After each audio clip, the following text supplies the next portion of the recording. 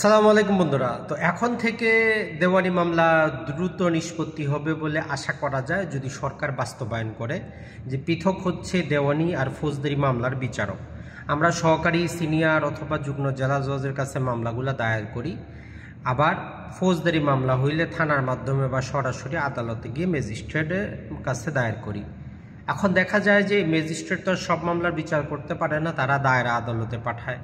আর দেওয়ানি মামলার ক্ষেত্রে শুধু দুইজন সহকারী, সিনিয়র ওনারাই বিচার করতে পারেন। যুগ্ম দায়রা জজ ওনার নামই হচ্ছে দেওয়ানির জন্য, আবার যে যুগ্ম জেলা জজ, অতিরিক্ত দায়রা জজ, অতিরিক্ত জেলা জজ, জেলা জজ, দায়রা জজ, অর্থাৎ একই ব্যক্তি দেওয়ানি দেখলে এক নাম, ফৌজদারি দেখলে এক নাম। তো এই জন্য আসলে সময় হয় না।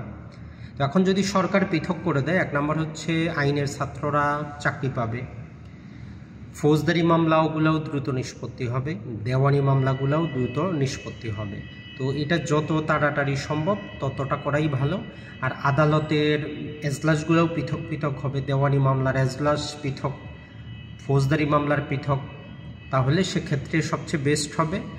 আর দেওয়ানি মামলার এজলাসগুলো যাতে আরেকটু মোটামুটি আমরা যেটা বলবো অপরাধমূলক না হয়ে বসার মতো জায়গা হয়, তো সেক্ষেত্রে সমঝোতা করাটাও সম্ভব।